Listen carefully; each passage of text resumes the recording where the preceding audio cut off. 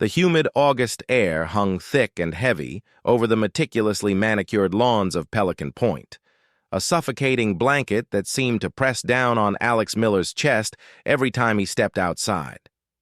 It had been just over 6 months since he'd traded the bustling, anonymous embrace of the city for the supposed tranquility of suburbia, lured by the promise of quiet streets, a yard for his aging retriever, Buster, and a more affordable mortgage.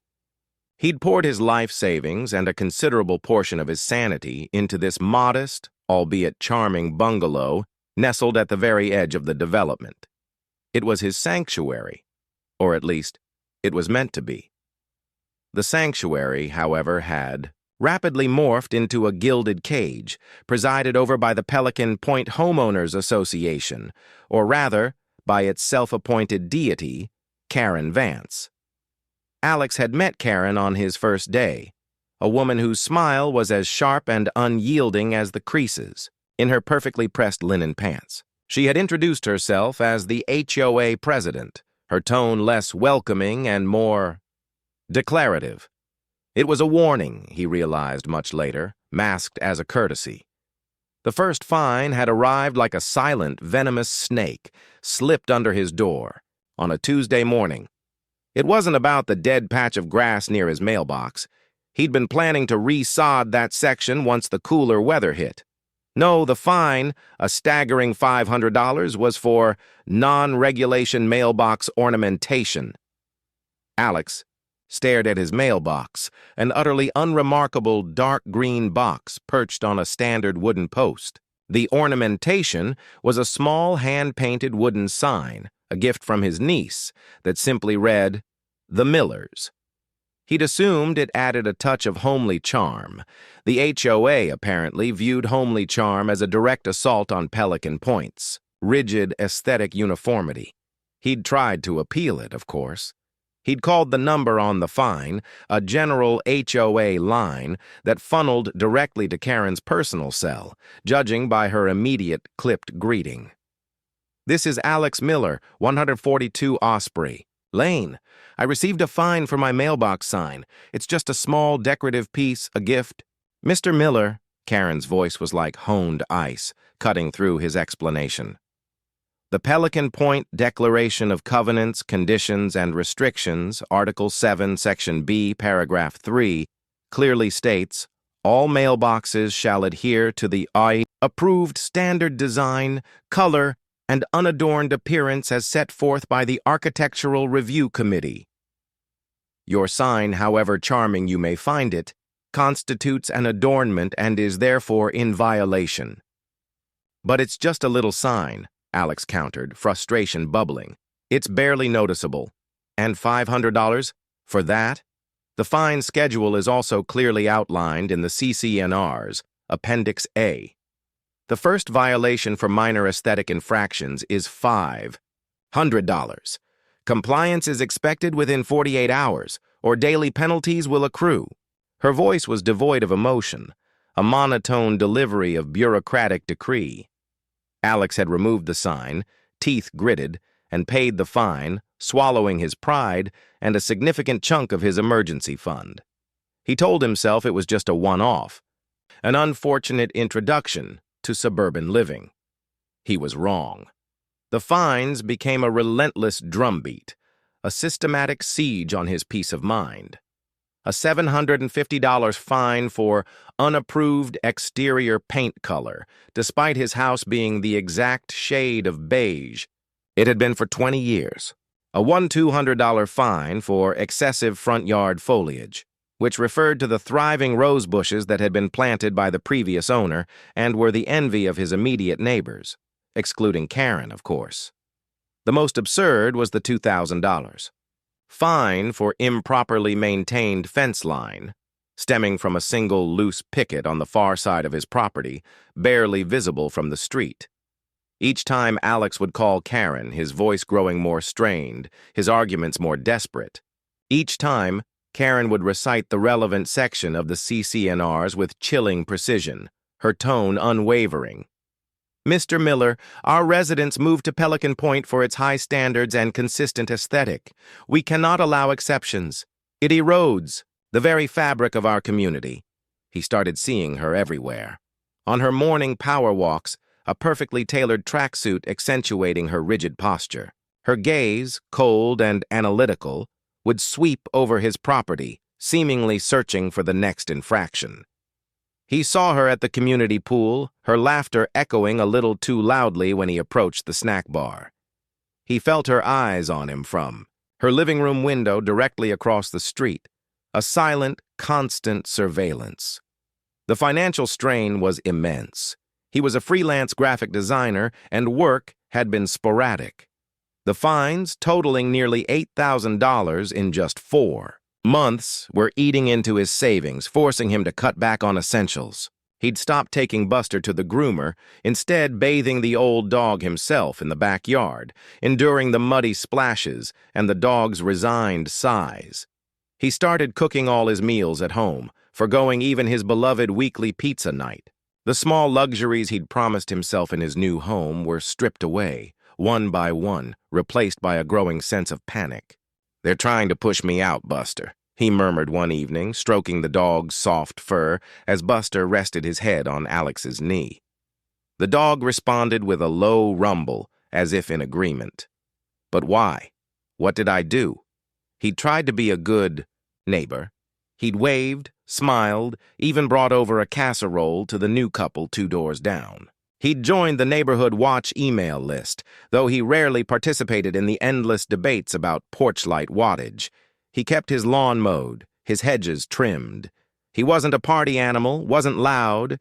He was just Alex, a single, unassuming man who wanted to live in peace.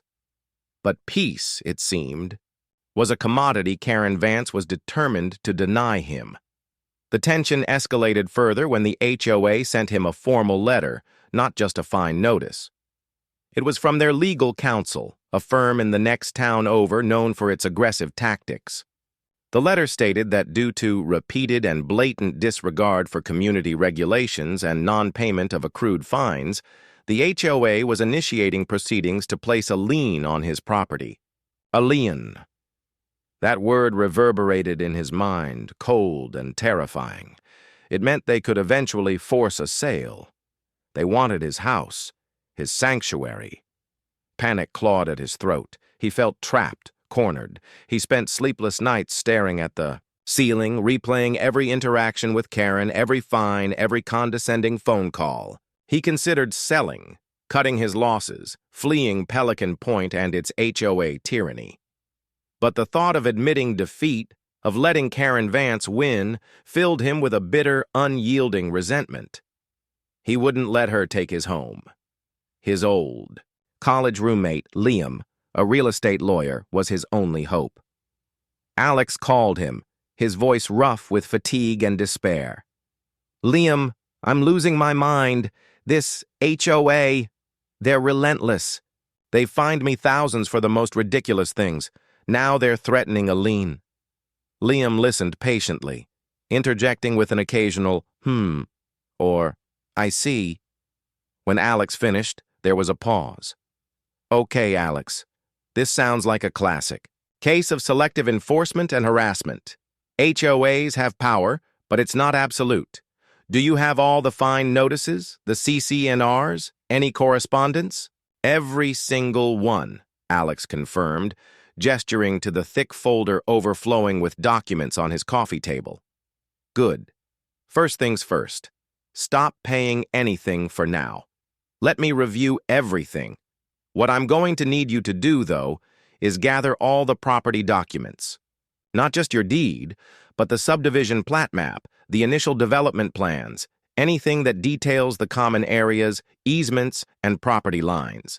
Sometimes, HOAs get sloppy with their initial filings, or there are old unrecorded agreements floating around. We're looking for an angle, anything they might have overlooked." The task seemed daunting, but it gave Alex a flicker of purpose. He spent the next few days in a haze of paperwork, poring over documents that looked like they belonged in a museum archive. He called the county clerk's office, requested obscure historical records related to Pelican Point's development, and even visited the dusty, forgotten archives in the county courthouse basement. The air in the basement was thick with the smell of old paper and neglect, a sharp contrast to the pristine, air-conditioned efficiency of Pelican Point. He found the original subdivision plat map, dated 30 years prior, a sprawling blueprint of streets, lots, and common areas. He traced his finger along the lines, identifying his own property, the cul-de-sacs, the community clubhouse, the pool. And then his finger paused. It was the main entrance road, the grand, tree-lined boulevard that led from the county highway, past the impressive wrought-iron Pelican Point gates, and into the heart of the community. It was the only road in and out. His brow furrowed. According to the map, this road, labeled Pelican Point Boulevard, was not marked as a common area. It wasn't listed as an HOA-maintained easement. It wasn't even designated as a public road. It was, impossibly, a separate, distinct parcel of land. His eyes scanned the margins, searching for an owner, a designation, and then he saw it, scrawled in faded ink at the very bottom, next to a small, irregular rectangle representing the road's full length. Parcel ID 008-34501. Current owner, Pelican Point Development Group, LLC. Dissolved 15 years prior. Alex blinked. Dissolved? A development company that no longer existed owned the only entrance road to Pelican Point? This couldn't be right. He double-checked the dissolution date, confirmed it with the Secretary of State's website. The company had indeed ceased to exist. Oh, the silence that followed Alex's declaration was so profound it seemed to absorb the very air around them. Karen Vance stood frozen, her face a mask of disbelief, her eyes wide and unblinking. The lawyer, Mr. Henderson, a man whose entire demeanor screamed corporate confidence, had dropped the foreclosure envelope, which now lay innocently at their feet, a discarded casualty of Alex's bombshell. What are you talking about, Mr. Miller? Karen finally stammered, her voice thin and reedy, a stark contrast to her usual commanding tone. Her perfectly coiffed hair, usually an immovable helmet, seemed to ripple with her sudden agitation. Alex, savoring the moment, took a slow, deliberate breath. The cool satisfaction that had bubbled up within him now flowed like a steady current. Pelican Point Boulevard, he began, his voice calm, almost clinical. The road you use every single day, the one that runs from the county highway, right up to your fancy gates, and then winds through your pristine community. That road, parcel ID 0834501, is no longer common property, nor is it public. It's private land, and as of this morning, it belongs to me. He paused, letting the words sink in. Every inch of it. Mr. Henderson, finally finding his voice, stooped to pick up the fallen envelope. His movements were jerky, as if his internal composure had shattered. That's preposterous. The main access road to a community like Pelican Point is unequivocally a common area, or a dedicated public right-of-way. It has to be. On paper, perhaps, you assumed it was. Alex countered, stepping closer, his voice dropping slightly, forcing them to lean in. But assumptions don't hold up in court. 30 years ago, when Pelican Point was first developed, the original developer, Pelican Point Development Group, LLC, retained ownership of that parcel. They never officially transferred it to the HOA, nor did they dedicate it to the county. And 15 years ago, that LLC dissolved, completely, vanished, leaving the road orphaned. Karen let out a small, incredulous laugh, a nervous, high-pitched sound. You're delusional. You think you can just buy a road? Our road? The HOA would know, our legal team. Mr. Henderson, tell him this is absurd. Mr. Henderson, however, was already pulling out his phone, his thumb flying across the screen. The confidence was gone from his face, replaced by a growing flicker of panic. He was undoubtedly searching county property records, hoping to debunk Alex's claim. The silence stretched, thick with dread for Karen and delicious anticipation for Alex. After what felt like an eternity, but was probably only 30 seconds, Henderson's face went even paler. His eyes, wide with shock, snapped up from his phone to Alex, then to Karen. He's not lying, Karen. Parcel ID 0834501, still registered to Pelican Point Development Group LLC, now marked as dissolved, and there's a recent quiet title action filed by an Alex Miller, 142 Osprey Lane.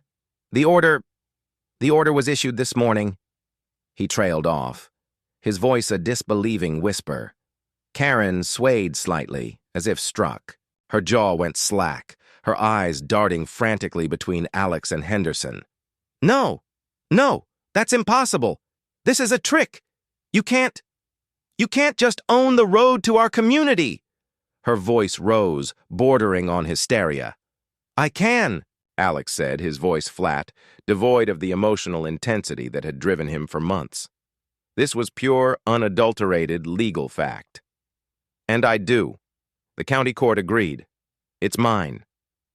He pulled a folded document from his back pocket, the official quiet title order. Here, signed by Judge Albright himself, effective 9 a.m. this morning. He offered it to Henderson, who took it with trembling hands, his eyes scanning the official seals and signatures. Karen, meanwhile, was sputtering, pointing a trembling finger at Alex. You did this on purpose. All those fines. You let us fine you. You let us threaten you, just so you could do this. Well, Karen, Alex said, a glint of genuine amusement finally entering his eyes. You did make it rather easy for me to justify the legal fees. You were so focused on pushing me out, you never bothered to check if I had any ground to stand on, or rather, if you had any ground to stand on. He gestured to the driveway beneath their feet. Henderson finished reading the document, his face a grim mask. He slowly folded it and handed it back to Alex. This is airtight, Mr. Miller. The HOA has no legal claim to Pelican Point Boulevard. It appears you are indeed the rightful owner. He looked at Karen, his expression a mixture of professional exasperation and personal horror. Karen, we have a significant problem, Karen shrieked. A problem? He owns our road. He owns our only access. This is a catastrophe. What are we going to do? She spun around, looking wildly up and down the street, as if expecting the asphalt to suddenly vanish. Well, Alex said, enjoying her distress more than he probably should have. That's entirely up to you. As the new owner of Pelican Point Boulevard, I have certain rights. Rights to control access. Rights to charge for usage. Rights to, well, pretty much anything I want with my private property. He paused, letting the implication hang in the hot air. And considering the $37,450 you just tried to extort from me, I'm feeling rather ungenerous. Henderson cleared his throat, regaining some semblance of his professional composure, though his voice still held a tremor. Mr. Miller, surely we can negotiate. This impacts the entire community. Thousands of residents. Emergency. Services. Deliveries. You can't simply block access. Oh, I can. Alex corrected him, a dangerous sparkle in his eyes. And legally I'd be well within my rights to do so. After all, you just threatened to foreclose on my home. What's good for the goose, Mr. Henderson? Karen, who had been pacing frantically, stopped dead. Her eyes narrowed, the fear momentarily giving way to her characteristic fury. This is blackmail. You're trying to extort us. No, Karen, Alex said, his voice hardening. Blackmail is threatening to ruin someone's life over a mailbox sign and some rose bushes. This, Karen, is called leverage, and I intend to use every ounce of it. He gestured down the street towards the grand, ornate gates of Pelican Point. Those gates, your symbol of exclusivity and control, are now entirely reliant on my goodwill, and right now my goodwill is in very short supply. Henderson stepped between Alex and Karen, sensing the escalation. "Mr. Miller, please, let's talk inside, rationally. This is a matter for the entire board, not just Ms. Vance. We need to understand your terms." Alex considered it. He had them cornered. The entire, meticulously planned world of Pelican Point was now dependent on his whim. But he wasn't done. Not yet. "My terms, Mr. Henderson, are simple. You want to use my road? You pay for it. And you pay for all the harassment, all the stress, and every single one of those fraudulent fines you levied against me." He saw Karen flinch at the word fraudulent. "And if we refuse?" Karen spat, her voice laced with venom. Alex shrugged, a calm, almost indifferent gesture that infuriated her further. "Then you find another way in and out of Pelican Point. Perhaps a helicopter pad for every resident? Or maybe you just build a new road. Through someone else's property, of course, because this one is mine." He paused, letting the impossible logistics of her alternatives sink in. "Or you can just sell your houses and move. I hear the market is good right now." He watched Karen's face contort, a battle raging between her ingrained arrogance and dawning reality. She had always been the one with the power, the one who dictated terms. Now, the roles were irreversibly reversed. Henderson, clearly thinking, several steps ahead, rubbed his temples. "Mr. Miller, we understand your frustration, but this is unprecedented. It affects property values, security, everything. We need time to convene the board to assess the situation." "You have until 5 p.m. tomorrow," Alex declared, his voice firm, leaving no room for argument. "By then, I expect a formal offer for an easement agreement, one that includes full reimbursement for all fines, plus punitive damages for the stress and legal fees I've incurred, and a substantial annual fee for road usage. If I don't receive a satisfactory offer, I'll begin implementing my own access protocols, and trust me, you won't like them."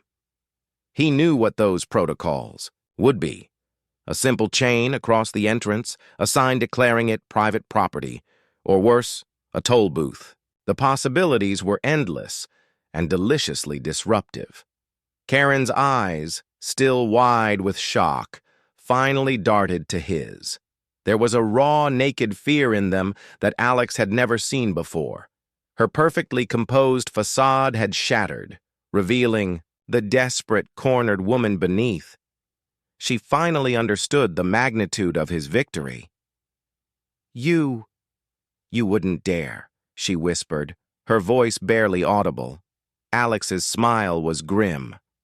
"Try me." He turned and walked back towards his front door, leaving Karen and Mr. Henderson standing stunned on his driveway, their carefully constructed world crumbling around them.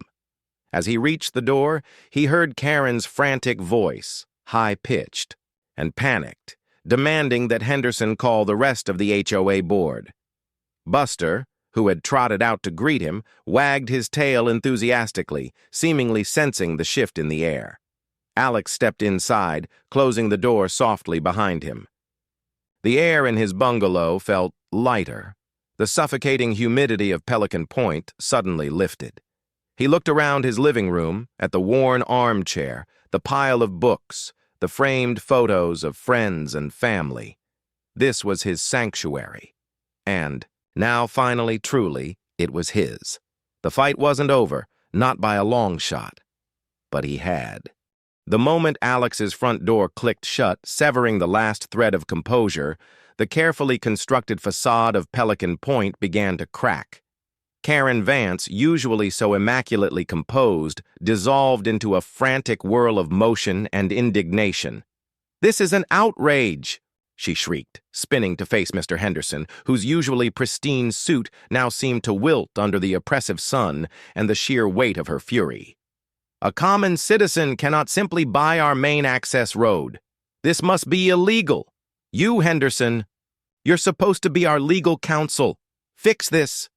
Henderson, however, was already pulling out his phone again, not to search records this time, but to make a call. His face, still pale, was etched with a dawning, terrible realization.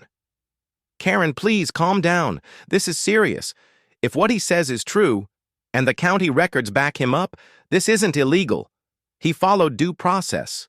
A quiet title action, especially on an orphaned parcel, is perfectly legitimate. He's the owner. Owner? Karen practically screamed, her voice cracking. Her carefully cultivated image of serene authority was crumbling, revealing the raw panic beneath. He owns nothing. This is Pelican Point. We are a community of discerning residents. He's trying to hold us hostage. This is extortion.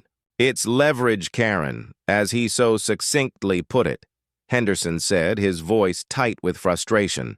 He was already dialing, his ear pressed to the phone. I'm calling the rest of the board. This needs an emergency meeting. Immediately. Within the hour, the grand meeting room at the Pelican Point Clubhouse, usually reserved for mundane discussions about landscaping budgets and pool hours, buzzed with a frantic, agitated energy. The board members, a collection of retired executives, real estate agents, and concerned citizens, shuffled in, their faces ranging from mild irritation to outright alarm. Karen, red-faced and agitated, paced at the head of the long mahogany table, her usual air of controlled disdain replaced by barely contained hysteria. He owns the road. She burst out the moment the last board member, a portly man named Robert who oversaw community events, took his seat. That little upstart, Alex Miller, has somehow illegally bought Pelican Point Boulevard. He's threatening to cut off access to our entire community if we don't pay him some outrageous sum. A ripple of shock went through the room. Bought the road? Stammered Eleanor, the treasurer, a woman whose entire life revolved around meticulous spreadsheets. That's impossible.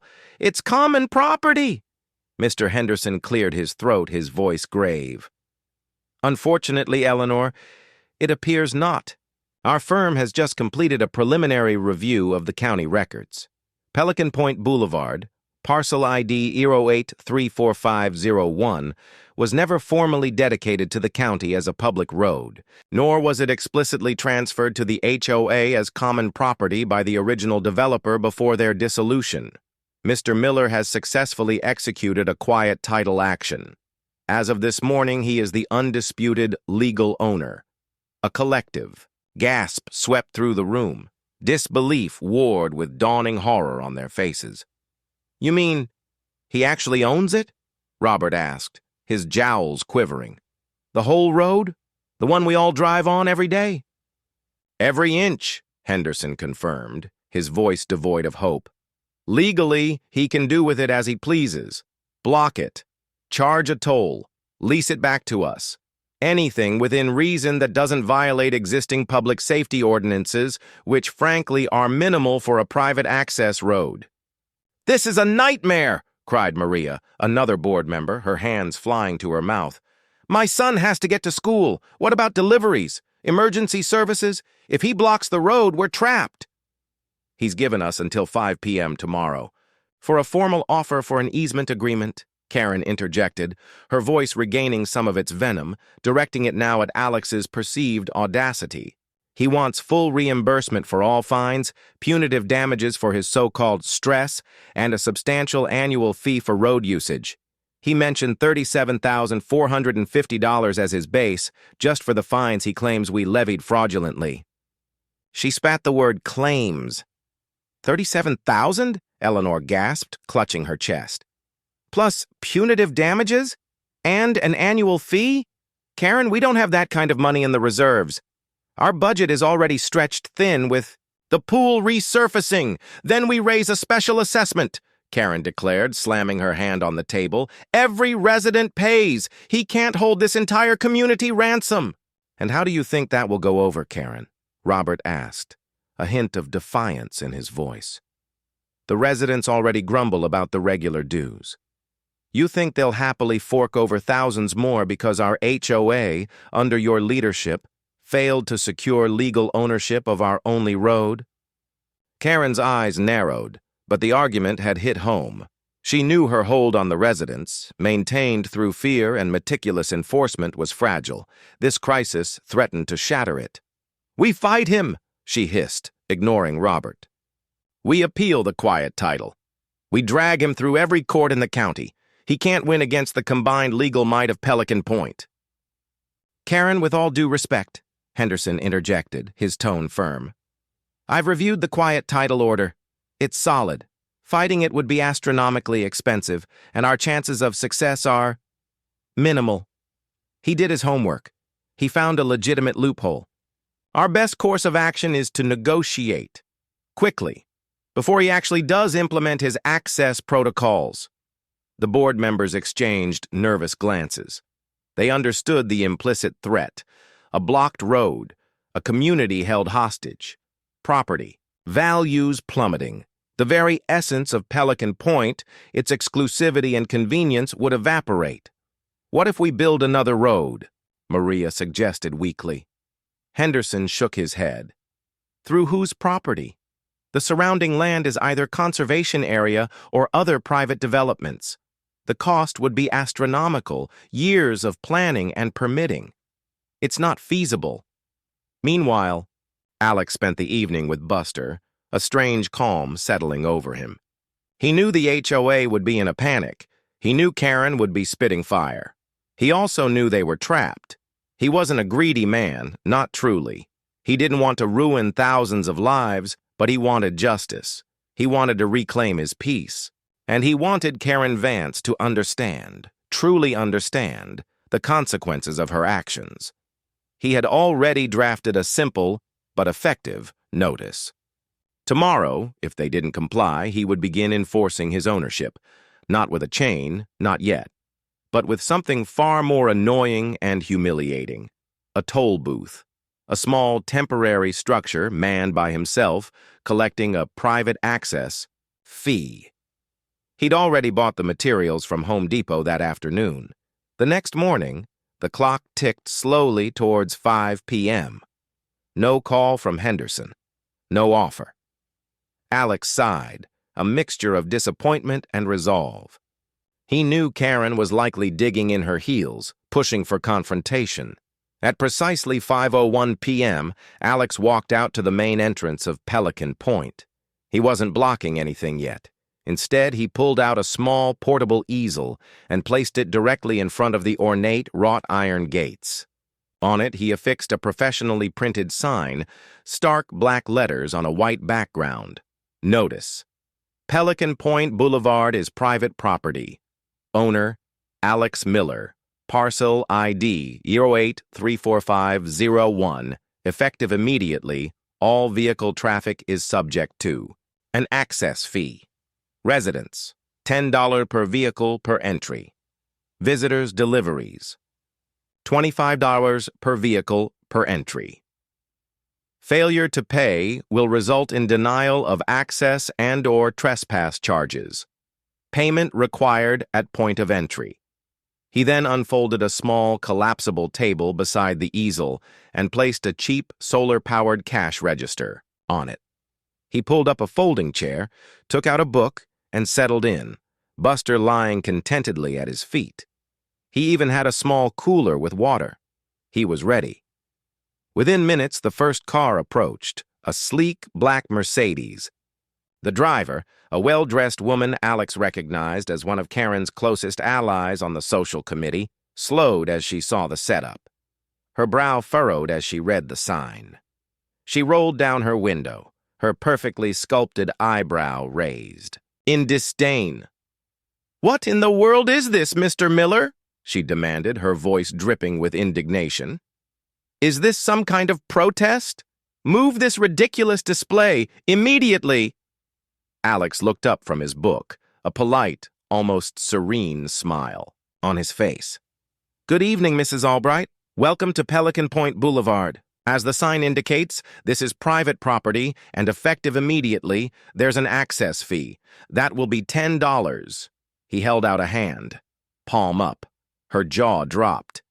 $10? Are you insane? This is our road. You can't charge us to enter our own community."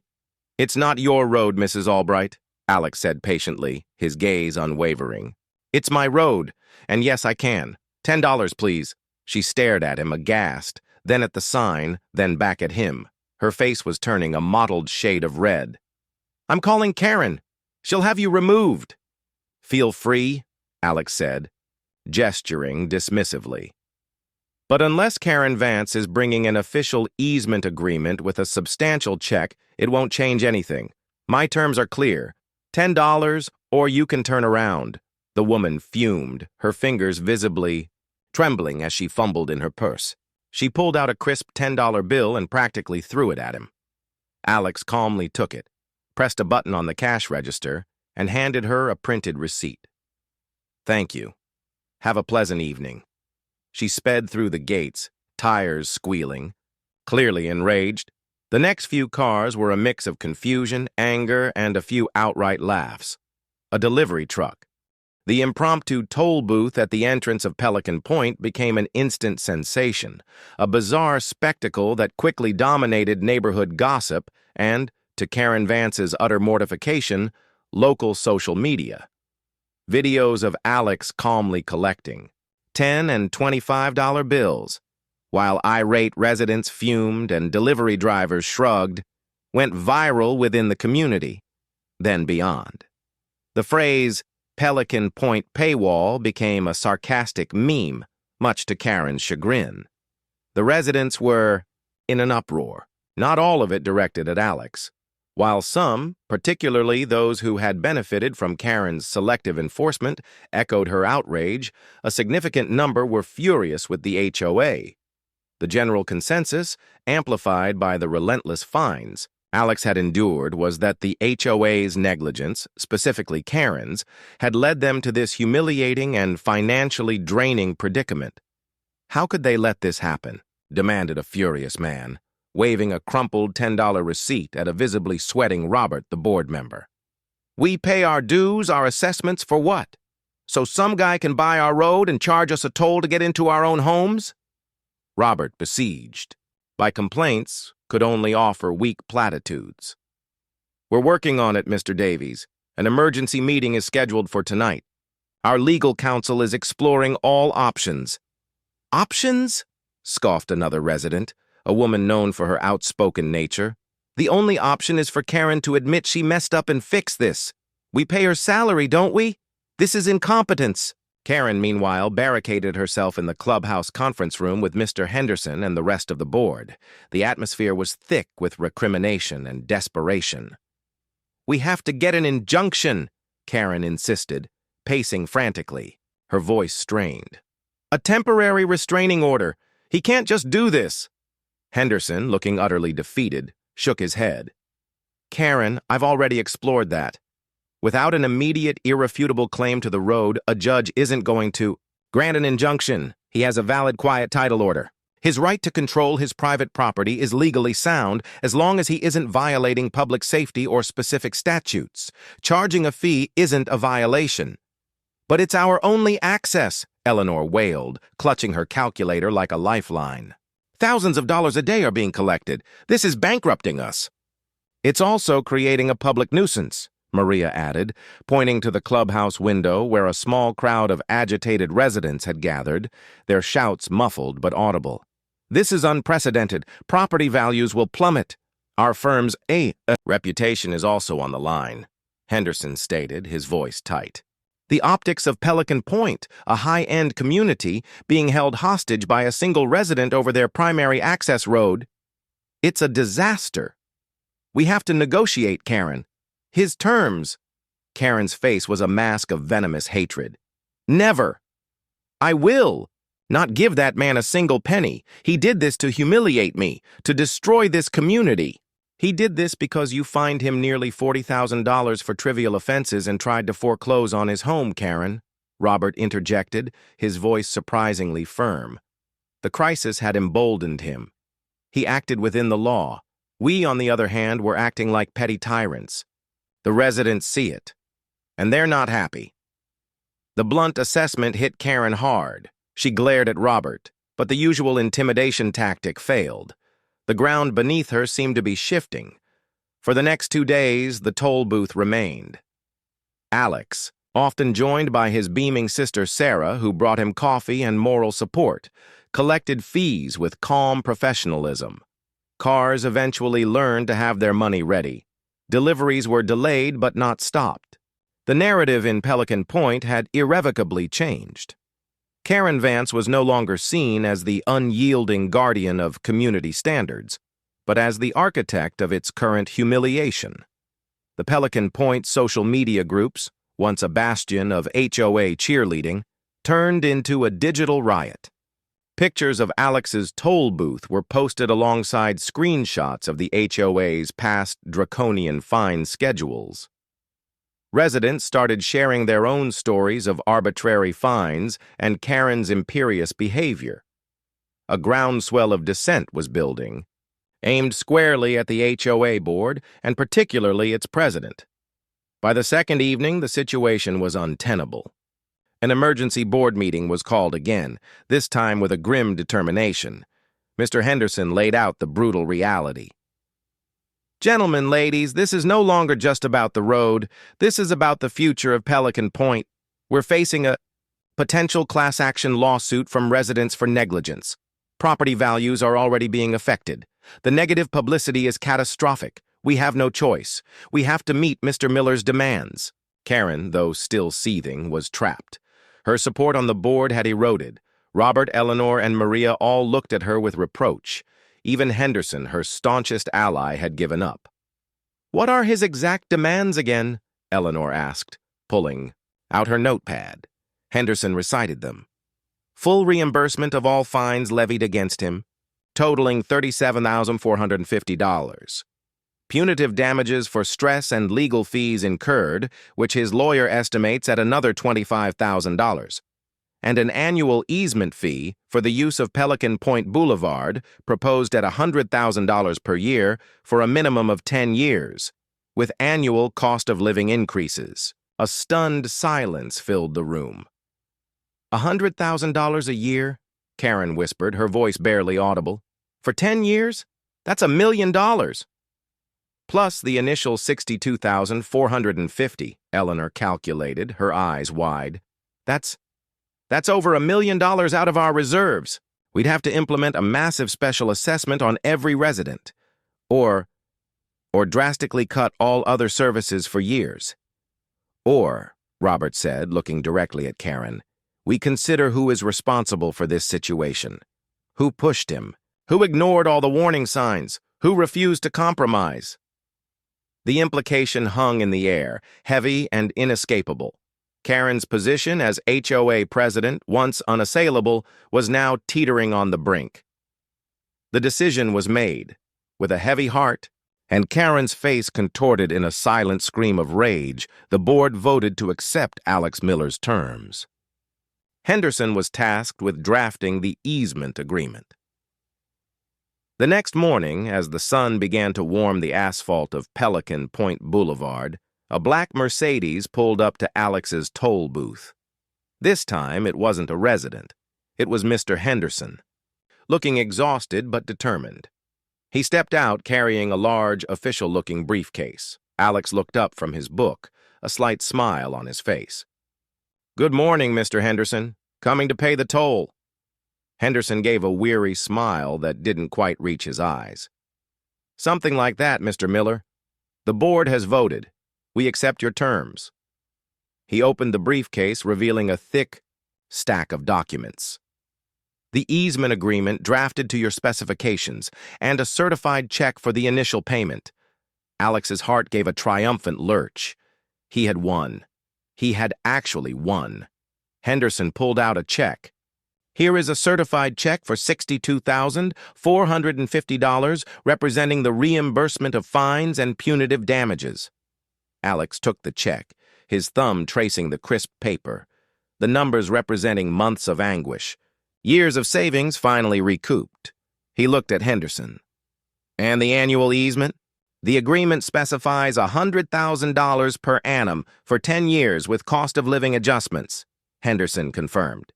"The first payment is due within 30 days. Alex nodded slowly, still taking it all in. "Good. Where do I sign?" I settled at Alex's collapsible table, the formal legal document looking incongruous against the backdrop of the makeshift toll booth. Alex meticulously read every line, occasionally asking Henderson for clarification. He signed with a flourish, his hand steady. Henderson then signed, and they exchanged copies. As Henderson packed away his briefcase, he looked at Alex, a curious expression on his face. "Mr. Miller, I have to ask, why go to such extreme lengths? You could have sued. It would have been less disruptive." Alex leaned back in his chair, a profound sense of peace washing over him. He looked down the tree-lined road past the grand gates into the heart of the community that had tried to break him. "Because, Mr. Henderson," he said, his voice quiet but firm, "they didn't just find me. They tried to take my home. They tried to take my peace. They tried to break me. And Karen Vance, in particular, enjoyed every minute of it. This isn't just about money. This is about sending a message that you can't treat people like that and expect to get away with it." He paused, then added, "And also it just felt right. A little karma, perhaps." Henderson sighed, a long, drawn-out exhalation. "Karma is rarely so profitable." He extended a hand. "Congratulations, Mr. Miller. You beat the HOA at their own game. It's certainly a day Pelican Point won't soon forget." Alex shook his hand, a genuine, unburdened smile finally, gracing his lips. "No, I imagine they won't." As Henderson drove away, the toll booth still standing, Alex looked at the check in his hand, then at the easement agreement. He thought of all the sleepless nights, the gnawing anxiety, the feeling of being utterly powerless. That was all gone, replaced by a feeling of profound vindication. He glanced towards Karen's house across the street. He could almost feel her seething. She would be trapped in her perfectly manicured prison, forced to drive on his road, knowing she had personally funded his victory. He wouldn't even have to collect the toll from her personally anymore. The HOA would be paying him annually.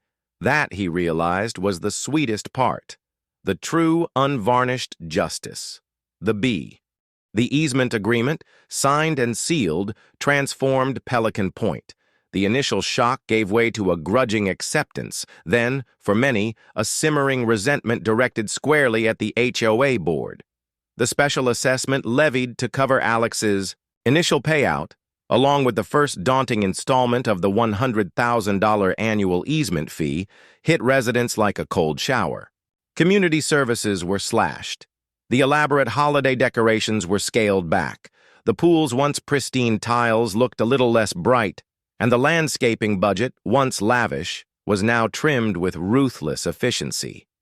Karen Vance, stripped of her authority and facing a furious populace, became a pariah within the very community she had so meticulously controlled. Her perfectly coiffed hair seemed to droop, her designer clothes looked less crisp. The triumphant smirk that had been her signature was replaced by a perpetual scowl. She tried to maintain her social standing, hosting small, exclusive gatherings. But attendance dwindled. Other residents, fearing association with her, politely declined invitations. No one wanted to be seen with the woman who had, through her hubris, made them all pay for a road they thought they owned. The most bitter pill. For Karen was undoubtedly Alex. He no longer operated the toll booth. The HOA was now contractually obligated to pay him directly. But he was still there, living across the street, a constant, tangible reminder of her downfall. His house, once the target of her relentless fines, now looked brighter, cleaner, an ironic monument to his victory. He'd used a small portion of the initial payment to fix the problematic fence picket, resawed the grass patch, and even added a new, tasteful Miller sign to his now perfectly compliant mailbox. He'd done it not because Karen could fine him, but because he finally wanted to. Alex, meanwhile, found an unexpected peace. The constant anxiety that had gnawed at him was gone. His financial situation, once precarious, was now more than stable. The annual easement payments, a substantial sum, meant he could pursue his graphic design work without the pressure of constant deadlines, picking projects he genuinely enjoyed. He volunteered at a local animal shelter, spent more time with Buster, and even started a small community garden project with a few of his more understanding neighbors, those who hadn't been completely alienated by the HOA's reign. He also found a quiet sense of satisfaction in his daily routine. Every morning when he pulled out of his driveway, he drove onto Pelican Point Boulevard, his road. Every evening, when he returned home, he knew that every single resident of Pelican Point, including Karen Vance, was using his property. The power dynamic had shifted irrevocably. One particularly sunny afternoon, Alex was outside, watering his now flourishing rose bushes when Karen emerged from her house. She was walking her small yappy terrier, Fifi, along the sidewalk. Their eyes met across the street. The air, usually thick with unspoken hostility, crackled with a different energy now. Karen's face contorted, a mixture of intense dislike and an almost imperceptible flicker of something akin to defeat. Alex simply offered a small, polite nod, a gesture of quiet triumph. He didn't gloat, he didn't smirk. There was no need. His victory was evident in every pruned rose, every freshly mowed blade of grass on his property, and in the very asphalt beneath her feet. Karen, unable to meet his gaze, yanked Fifi's leash and hurried past, her usual brisk pace now resembling a frantic scurry. She walked around the entire block, avoiding his side of the street. The long-term effects on Pelican Point were subtle but profound. The era of unchecked HOA power was over. New board members, voted in during a tumultuous election, promised transparency and a review of the CC&Rs. The draconian fine schedule was abolished. Residents, emboldened by Alex's audacious act of rebellion, became more vocal, more engaged.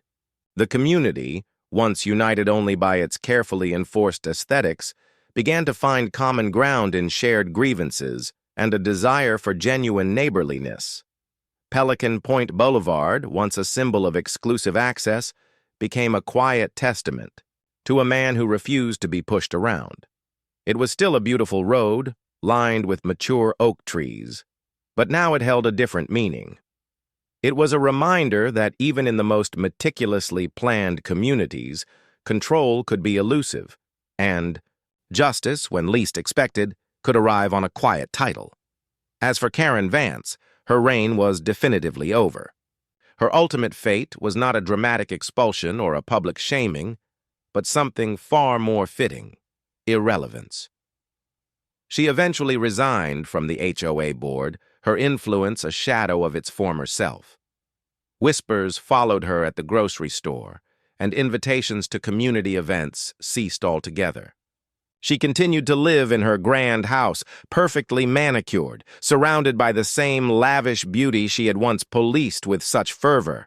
But now, every time she drove to her opulent home, she passed over Alex Miller's road, a constant, silent reminder of how one man, pushed to the brink, had turned the very foundation of her power against her, forever altering the landscape of Pelican Point and her own diminished existence within it. The final beat was not a grand explosion, but the quiet, enduring irony of Karenza.